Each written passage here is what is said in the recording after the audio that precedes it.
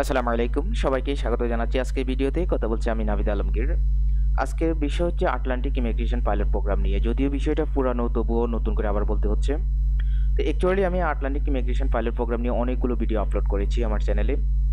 তো আমি সবগুলো ভিডিওর লিঙ্কগুলো ভিডিও ডিসক্রিপশনে দিয়ে দেবো যারা আগে দেখেননি। তো বিষয়টা দৃষ্টিগোচর করতেছি আবার এই কারণে যে ah, Atlantic immigration pilot program basically তিনটি প্রোগ্রামের সমন্বয়, বা এগুলাকে সাব ক্যাটাগরি বা সাব প্রোগ্রাম বলা যায়। তো একটি প্রোগ্রামের মধ্যে তিন ধরনের প্রোগ্রাম। একটা হচ্ছে যে আটলান্টিক ইন্টারন্যাশনাল গ্রাজুয়েট প্রোগ্রাম, একটা হচ্ছে আটলান্টিক হাই স্কিল প্রোগ্রাম, আর একটা হচ্ছে আটলান্টিক ইন্টারমিডিয়েট স্কিল প্রোগ্রাম। তো আমি আটলান্টিক হাই স্কিল প্রোগ্রাম এবং ইন্টারমিডিয়েট স্কিল প্রোগ্রাম, এই দুটো প্রোগ্রাম নিয়ে আমি এর আগে অনেকগুলো ভিডিও দিয়েছি, but Atlantic international graduate programme নিয়ে আমি কোনো ভিডিও আপলোড করিনি। আজকের বিষয়টা হলো যে আটলান্টিক ইন্টারন্যাশনাল গ্রাজুয়েট প্রোগ্রামের যাওয়ার জন্য কারা কারা যেতে পারবে, কি যোগ্যতা লাগবে, কি করতে হবে, হ্যাঁ, সকল কিছু আমি আপনাদেরকে জানাবো। তো তার আগে আমি আপনাদেরকে একটু সতর্কতামূলক কথা আর কি। রিসেন্টলি সময় ফেসবুকে যথেষ্ট পরিমাণে অ্যাড দেখতেছি বিভিন্ন এজেন্সির নামে, যে আটলান্টিক ইমিগ্রেশন পাইলট প্রোগ্রামের মাধ্যমে সহজেই কানাডা যাওয়া যাবে। যে তারা এমনভাবে অ্যাড দিচ্ছে মনে হয় যে পুরো প্রোগ্রামের নিয়ন্ত্রণ তাদের হাতে, যে এই চলে তারা যে কাউকে কানাডায় পাঠিয়ে দিতে পারবে। হ্যাঁ, পুরোটা মনে হয় যে তাদের নিয়ন্ত্রণে, এমনভাবে অ্যাডগুলো দিচ্ছে। সো ওই অ্যাডগুলোতে কিংবা ওই এজেন্সিগুলোতে কন্ট্যাক্ট করার আগে কিছু বিষয় আপনার জানা প্রয়োজন। যেমন 2-2 4 হয়, সেটা আপনি জানেন। এখন এজেন্সি যদি আপনাকে বলে 2-2 5, তাহলে আপনি কিন্তু সেটা বিশ্বাস করবেন না। অথবা 2-2 3 হয়, তাহলে সেটা আপনি বিশ্বাস করবেন না। তো এই কারণে অ্যাকচুয়ালি আপনাকে আগে ইনফরমেশনটা জানতে হবে। যদি আপনার জানা থাকে, দেন আপনি কোনো এজেন্সির সাথে বা ফেসবুক পেজের সাথে কথা বলার সময় সতর্ক হয়ে কথা বলতে পারবেন, বা তাদের ভুল ত্রুটিগুলো ধরতে পারবেন। চলুন বিস্তারিত আমরা দেখি। তো যেটা বলছিলাম, এই আটলান্টিক ইমিগ্রেশন পাইলট প্রোগ্রামটা হচ্ছে যে তিনটি সাব প্রোগ্রাম বলতে গেলে। আজকের বিষয় হচ্ছে আটলান্টিক ইন্টারন্যাশনাল গ্রাজুয়েট প্রোগ্রাম। তো আমি এখন যে ওয়েব পেজ আছে, এটা হচ্ছে কানাডা সরকার অফিসিয়াল ওয়েবসাইট। এই ওয়েবসাইটের লিঙ্ক আমি ভিডিও ডিসক্রিপশনে দিয়ে দেবো, আপনারা দেখে নিতে পারেন। তো প্রথমে আমরা চলে যাই এখানে গেট ডিজাইন এডিট। তো অ্যাকচুয়ালি এই প্রোগ্রামটা হচ্ছে 4টি প্রভিন্স নিয়ে কানাডার: New Brunswick, Newfoundland and Labrador, Nova Scotia, Prince Edward Island, 4টা। তো আমরা এখানে যদি ফাইন্ড এ ক্যান্ডিডেটে যাই, আমরা ধীরে ধীরে দেখি। ওকে, এটা কিছু করতে হবে না, চুজ দ্য রাইট প্রোগ্রাম। এই যে এখানে 3টি প্রোগ্রাম নিয়ে একদম বিস্তারিত দেওয়া আছে। আপনার জাস্ট যদি এই পেজটা ভালোভাবে পড়েন, তাহলে আপনি অনেক ধারণা পেয়ে যাবেন। তো যেহেতু আমি কথা বলতেছি আটলান্টিক ইন্টারন্যাশনাল গ্রাজুয়েট প্রোগ্রাম নিয়ে, সো আমি এখানে read the full requirement for the international graduate প্রোগ্রামে ক্লিক করব। এখানে হচ্ছে প্রথমে হচ্ছে এলিজিবল ক্রাইটেরিয়া। হ্যাঁ, এই প্রোগ্রামে যাওয়ার জন্য কি এলিজিবলটা কি। অ্যাকচুয়ালি এই প্রোগ্রামে যাওয়ার জন্য আপনি যদি আটলান্টিক ইন্টারন্যাশনাল গ্রাজুয়েট প্রোগ্রামে অ্যাপ্লাই করতে চান, তখন আপনার সামনে 3টি রাস্তা থাকবে এখানে অ্যাপ্লাই করার জন্য। প্রথমে দেখতে হবে যে আপনি এলিজিবল কিনা, দেন আপনাকে একটি জব অফার লাগবে, দেন সাবমিট ইউর অ্যাপ্লিকেশন। 3টি প্রসেস, আমি 3টি প্রসেস আপনাদেরকে আলাদা আলাদা বলতেছি। তো প্রথমে এখন বলবো যে find out you are eligible.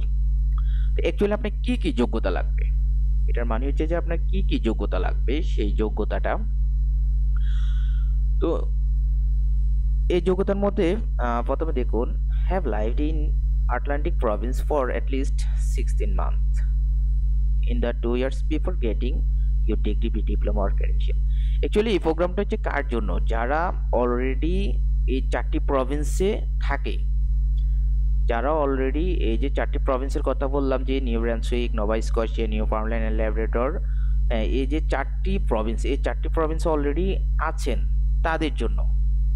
দেখুন, ইফ যদি you are live and study in one of Atlantic province, এই যে 4টি প্রভিন্স, এই 4টি প্রভিন্সের যে কোনো একটি প্রভিন্সে যদি আপনি বসবাস করেন এবং পড়াশোনা করেন, ইউ মে বি এলিজেবল, আপনি এটার জন্য যোগ্য হবেন টু অ্যাপ্লাই, আবেদন করার জন্য, এই প্রোগ্রামে আবেদন করার জন্য আপনি যোগ্য হবেন। তাহলে আপনি জানলেন যে এই প্রোগ্রামে কারা আবেদন করতে পারবে। অনলি যারা কানাডায় এই 4টি প্রভিন্সে থাকে এবং পড়াশোনা করে, তারা অ্যাপ্লাই করতে পারবে।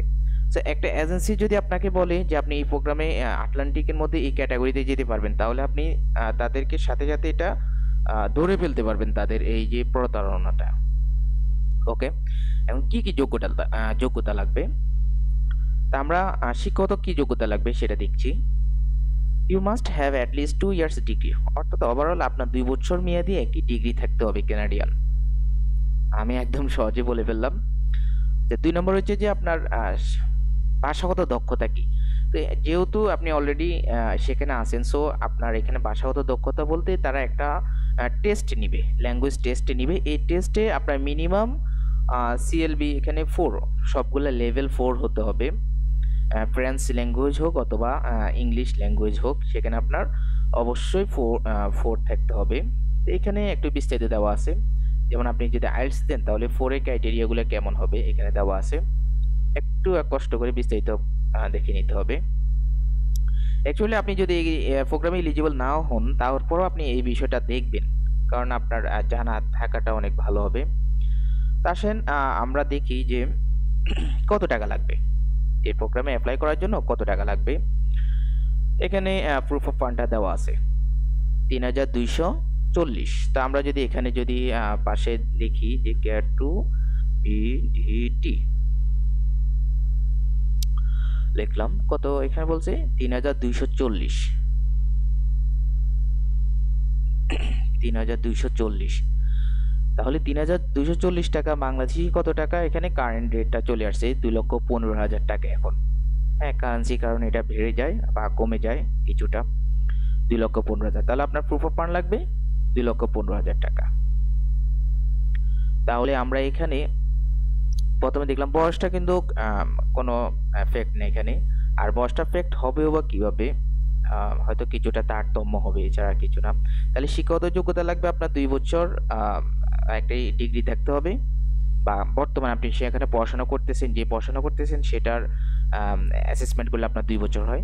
আর ভাষাগত দক্ষতা বলতে আপনাকে সেখানে একটি পেমেন্ট করতে হবে, পেমেন্ট করে আপনাকে একটা পরীক্ষা দিতে হবে, তারা সেটা টেস্ট করবে, আপনাকে মিনিমাম সিএলবি 4 পেতে হবে। আর প্রুফ অফ ফান্ড বলতে 2,15,000 টাকা, যেটা আমরা দেখলাম। ওকে, তো এখানে 2 নম্বর হচ্ছে আপনাকে একটি জব অফার পেতে হবে। জব অফার পাওয়ার জন্য আপনার কোনো রকম ওয়ার্ক এক্সপিরিয়েন্স লাগবে কিনা। তো অ্যাকচুয়ালি আপনি এখানে জব অফারের জন্য কোনো রকম এক্সপিরিয়েন্স শো করতে হবে না। এই যে 4টি প্রভিন্স, এই 4টি প্রভিন্সে আপনি কোনো রকম ওয়ার্ক এক্সপিরিয়েন্স শো না করে আপনি এখানে অ্যাপ্লাই করতে পারবেন, কোনো সমস্যা হবে না। এই যে এখানে দেখুন ওয়ার্ক এক্সপিরিয়েন্সের বিষয়টা, this programme does not require work experience, অর্থাৎ এই প্রোগ্রামে যারা অ্যাপ্লাই করবে তাদের ওয়ার্ক এক্সপিরিয়েন্স লাগবে না, তারা অনায়াসে জব অফারের জন্য অ্যাপ্লাই করতে পারবে। তো এখানে আপনার জবটা অবশ্যই ফুল টাইম হতে হবে, অবশ্যই নন সিজনাল হওয়া যাবে না, এবং লেভেল 0A-B-C হতে হবে, ডিটা এখানে অ্যাপ্লাই করতে পারবে না। এই বিষয়গুলো একটু জানা প্রয়োজন। তাহলে যারা স্টাডি পারমিটে সেখানে অলরেডি আছে, যাদের 16 মাস যেখানে বসবাস করতেছে অথবা 2 বছর মেয়াদী একটি সার্টিফিকেট আছে, তারা এখানে অ্যাপ্লাই করতে পারবে। তো 3 নম্বর বিষয় হচ্ছে যে সাবমিট ইউর অ্যাপ্লিকেশন, আপনি অ্যাপ্লিকেশনটা কিভাবে সাবমিট করবেন অথবা কোথায় আপনি অ্যাপ্লিকেশনটা সাবমিট করবেন। তো এখানে সকল ইনস্ট্রাকশন দেওয়া আছে, হ্যাঁ, অ্যাপ্লিকেশন সাবমিট করার জন্য। যখন আপনি একটি জব অফার পেয়ে যাবেন তখন আপনি অ্যাপ্লিকেশনটা সাবমিট করতে পারবেন, এখানে একদম বিস্তারিত দেওয়া আছে। এ হচ্ছে যে পুরো বিষয়টা।